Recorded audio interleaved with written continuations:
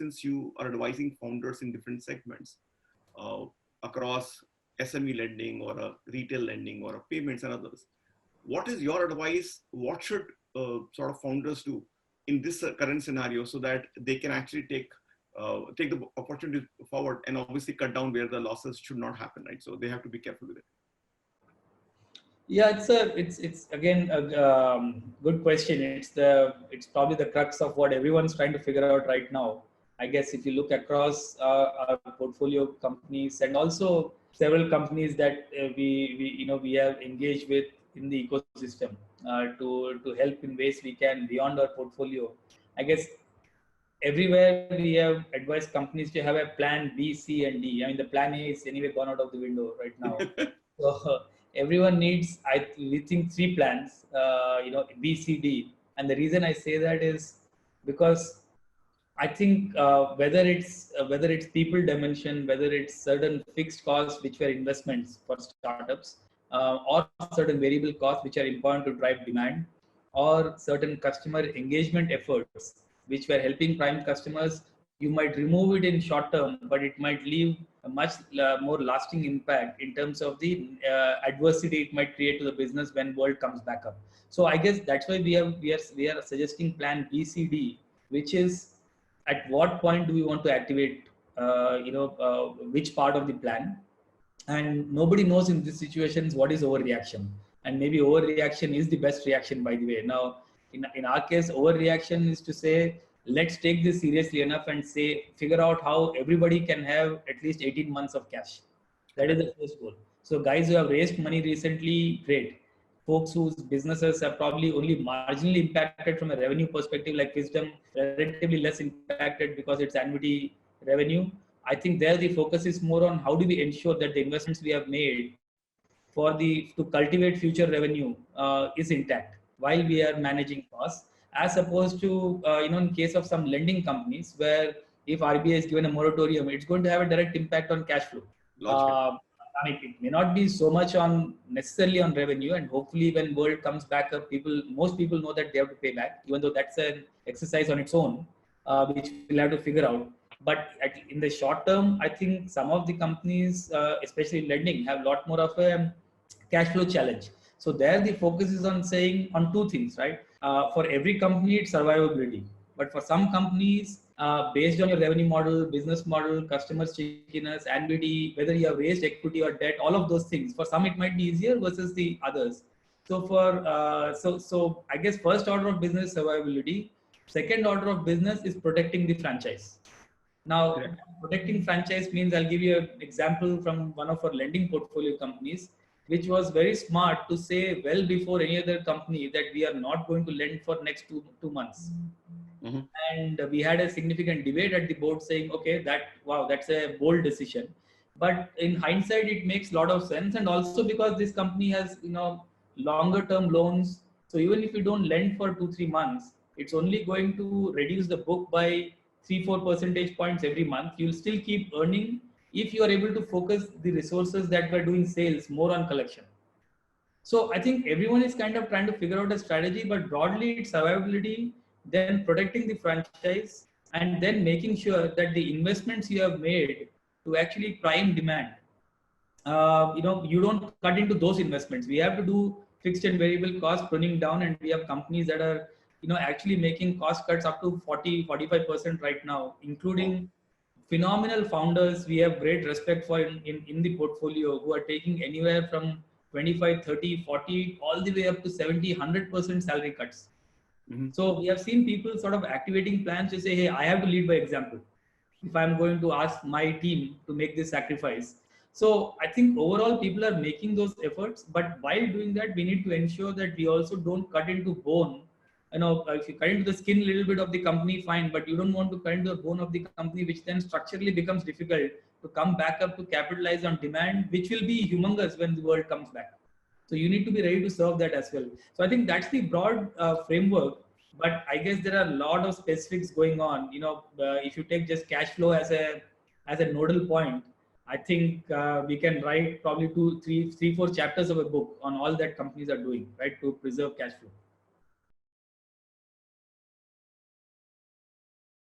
So those who are right now running the startups in maybe different segments in BFSI, so some in insurance, some in lending, and all of that.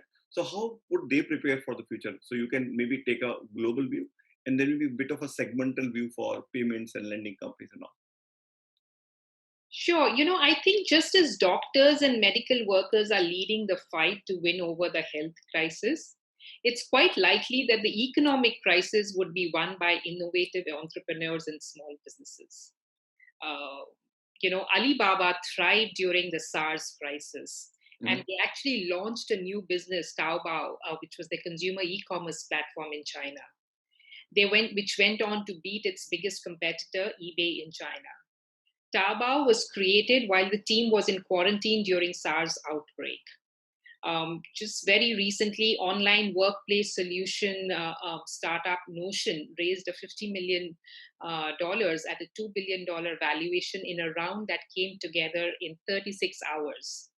So it's not going to be the end of the world, and there will be good ideas emerging and making winners. For the startups, I think the foremost priority is to secure their team and their finances so that they can survive till the end of this crisis. It's very important to not dwell on business lost, but to accept new realities, understand new problems faced by customers, and work on solutions for them. I know this is easier said than done because a lot of the plans that different people had about their business, about their growth, about their aspirations, obviously, have come to a standstill, and it's hard to kind of pull yourself back together from that situation and to literally restart. But let me share a few ideas on how startups could maximize their potential and build for a more sustainable future for themselves. I think the first thing I'd like to say is repurpose and redirect. There is an opportunity to repurpose existing businesses and even manufacturing facilities. We are seeing distilleries producing sanitizers, auto manufacturers producing ventilators. So there is shifting consumer priorities, and you need to adapt to that. For example, mobility services like cabs are seeing a huge dip, but there's an increased requirement for on-call emergency vehicles, delivery vans, last-mile distribution. Online payments or lending companies could reuse their tech stack for distribution of grants to last-mile beneficiaries. Technology that is used for tracking agent network or BCs can be repurposed to reveal information about medical or grocery stores open for business in different locations. So, and we are already seeing some examples of this playing out in the US. US government, as we all know, has announced a very generous package of $340 billion to be given as loans to small businesses through Small Business Administration, their federal agency for small businesses. And they were simply overwhelmed by the enormous task of executing this massive outflow in a systematic way. And now fintech companies that cater to small businesses like PayPal, Square, Intuit, they have all been roped in to run this government support program. So I think there's a lot of opportunity if you start to think of what else you can do with your core competencies and your core capabilities that you have. The second thing, sorry. I was just agreeing to your point. Yeah. The second thing I would say is collaborate and co-create. We are all aware that India actually has an enviable pool of tech entrepreneurs and startup innovators that have addressed some of the most complex problems with an affordable solution.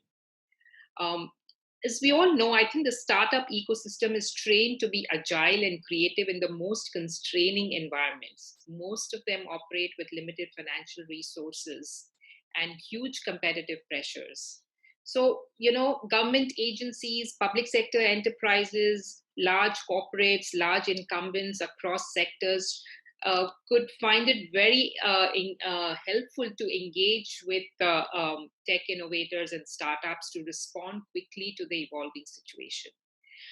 Startups can offer reconciliation tools or MIS visualization or API integration with core systems for their partners like banks or platforms or marketplaces. I believe banks and insurers are likely to accelerate their digitization plans, and that could also present M&A opportunities for fintech companies.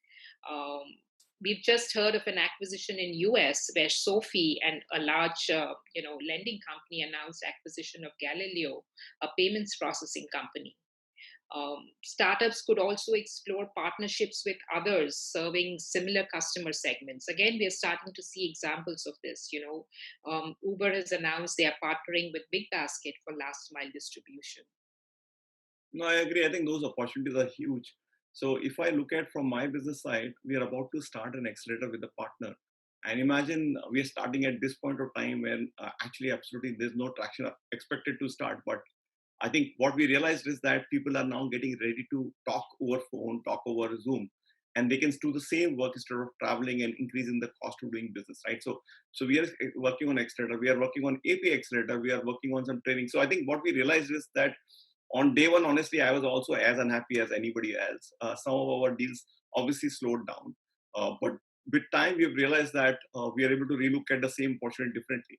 Our trainings have come back online. So I think I'm with you on it. And I'm also getting an opportunity to start my podcast, which I did almost 3 years back. And given that everybody is at home, I'm able to use their time. Otherwise, I am sure, Smita, if I would have asked for a runtime, you would have found it difficult with so much of travel, right? Exactly. And that's the third suggestion that I want to make to startups is to create more work from home jobs. Obviously the option to work from home is a great privilege during times like this. And I do agree that all jobs cannot be done remotely, but many more than are currently available could be systematically moved to a work from home mode, even in normal circumstances. Customer service agents, sales agents could be equally effective using a phone or social media than in-person meetings. Software development, risk management, analytics, accounting, and so many more functions can be seamlessly fulfilled, by working remotely. This, I think, will not just save costs for the companies. It will significantly broaden the available talent pool. Imagine you could potentially hire a data scientist working from another country for you. I think it requires a new mindset and use of tech tools to work with a geographically spread out team, but it could be a significant game changer. I think given that you are like now in a situation, both looking at as an investor, what should we do? And also since you are also looking at how your founders should perform in this particular situation. So what according to you should be the focus of founders right now, both in non-fintech area and fintech area? What should be the focus of founders? So, to be honest with you, I don't think any of the founders across any sectors or any startup, I think if people are looking at their future sitting in December last year, mm-hmm. I don't think they would have ever imagined in their lives that a situation like this will come. Correct. From March onwards, where April, May, June may be complete kind of wash-offs, right? So I think that's the reality which is hitting them right now. And of course, from a health perspective, I think this is, and everybody agrees that this is the right thing to do. You have to maintain social distancing, and India, in that sense, if the data was to be believed from various sources, I think India is performing that way quite okay as compared to the markets such as US or Italy and Spain and other markets. But I think this kind of a move is the right move from the bigger picture perspective. But I think the startups are going to get hit in a big time. Mm-hmm. There are multiple kind of views which are getting formed right now, and one view is that this is going to completely change the way the business is done. This is going to completely change the way the investments are done, the way people save their monies, the way they do their shopping, the way they eat their food, the way they do their sourcing. So there's going to be a substantial change in the buying behavior of consumers and consumption behaviors. And the view is that it's, there's the next whole year is going to really go into make these changes happening substantially, and then post that these changes will get factored into the future of the businesses. The other side of the view, which is more optimistic view, is basically after this lockdown of 21 days, because various health indicators will show that things are improving, and there are some positive messages amongst all this negativity flowing around. Has already started floating these positive messages talking about if we actually sincerely follow this social distancing, things will get back to normal sooner than later. But that's the other side of the view, which is quite optimistic, I would say. My view is somewhere in between. I think the lockdown might get extended if required, and in fact, there's more likelihood that it will get extended. I think a lot of what's going to happen next is going to be determined by what happens in the US and what happens in Italy and Spain and countries like Germany, even in UK. And of course, China has demonstrated, even though there are multiple views there as well, whether the data should be believed or not, etc. But if we were to go by the data which is being published out there, I think there is, very interesting lessons to be learned from how China has dealt with the situation. And I think business is getting back to normal in China. Things are getting back on track, and I think maybe as things start improving, things will start getting back on track. So lessons from the startup founders perspective, I think one always has to think of the scenario that you always hope for the best. You always prepare for the worst, which means that if you have to prepare for the worst, then you have to assume that the next 1 year is going to be a washout. Washout, when I say, I mean the things are not going to be back on track, the way you would want them to be. So, which means that the first thing, the only thing which is in your control, if I'm the startup founder, is my costs, right? So that's the only thing which is in my control. So I have to immediately get into the action of cutting all the unnecessary costs. And, one of the biggest directives that we are giving to our founders is that, look, any costs which are not necessary, you should straight away cut those costs. However, the biggest challenge is in cutting the costs of people, right? So there we are following a hybrid approach. On one side, the one extreme, there is this view that you should just lay off people and let your people go. And on the other side, there is a view that you should just ask people to not take their salaries for the next 3 months. I think the solution probably lies somewhere in between, where you maybe, clean up your resources in such a way that the resources that are not required immediately, you maybe can think of, pruning those resources. But on the other hand, rather than taking a complete salary cut, or, you can actually look at the pyramid structure of the organization. The people at the lower levels try not to cut their salaries. And as you move up the pyramid, try to increase the percentage cut of the salaries in such a way that the overall cut can sustain the business. So I think some of these measures will probably help people sustain for longer term. You will also see a huge churn of the startups itself. Agreed. In fact, right now you're not getting the news, but very soon you will realize that many startups have shut down in this whole process. that'll be very, very sad. Primarily because, this is the kind of a time where you will start seeing, founders having different views about the situations.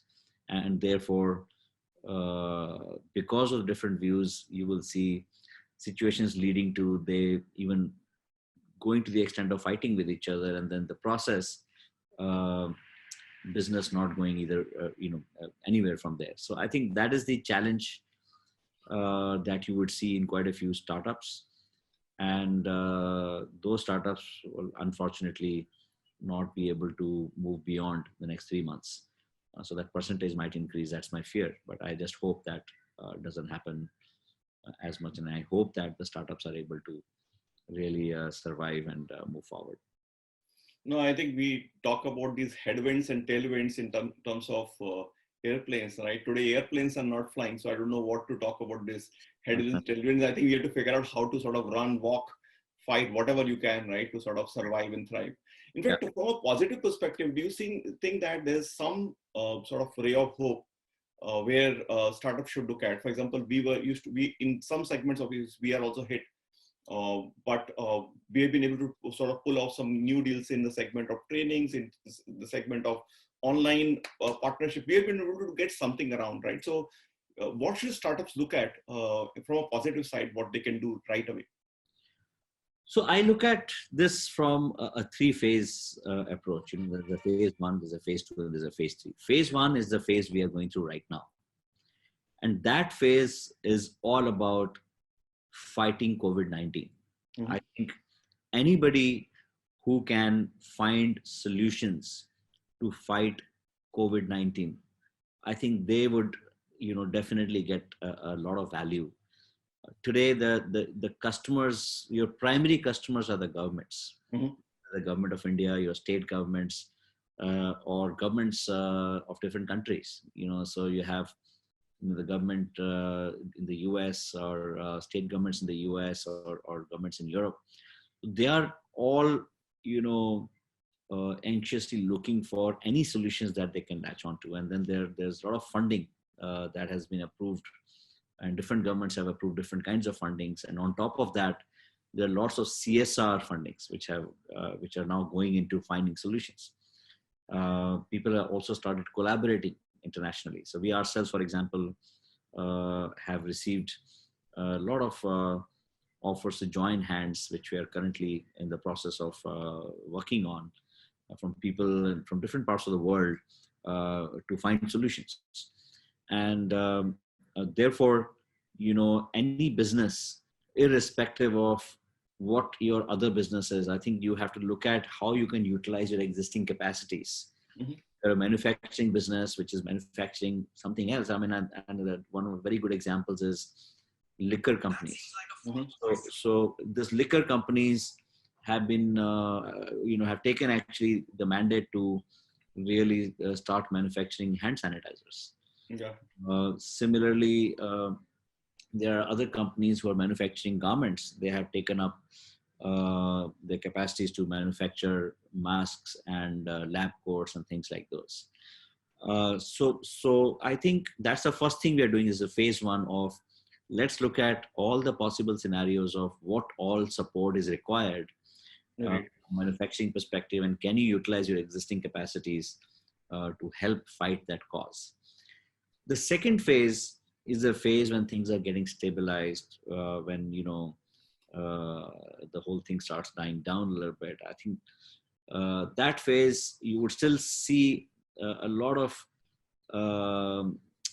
people would still be kind of coming out of the shock, right? So they would still not be fully out there yet, but they would still need their essentials, right? So even in today's market, the essentials are still being provided, right? But I think people would continue to find better ways to source their essentials. So, and the hygiene awareness and attitude towards hygiene will increase substantially. So anything which is related to healthcare, preventive healthcare, will get a boost in that time frame. So even, for example, digital education will get a lot of boost. Then in fintech, I think digital payments will get further boost. Any lending that can happen through digital assessments and collections will get further boost. And even other areas where all the entire supply chain related to food will get there'll be a lot more focus on that, and therefore hopefully situation should improve there as well. So I think some of these things you will see emerging in a very different way as compared to pre-COVID scenario. And the phase 3 would be when you will start seeing other sectors coming back, which may not be like essential products or services, but more even you may call them luxury goods or other such travel in selective areas, and leisure travel, etc., may come back in phase 3. But even up to phase 2, you will not see travel companies coming back in a big way. So that's the broad, bigger picture as I see it.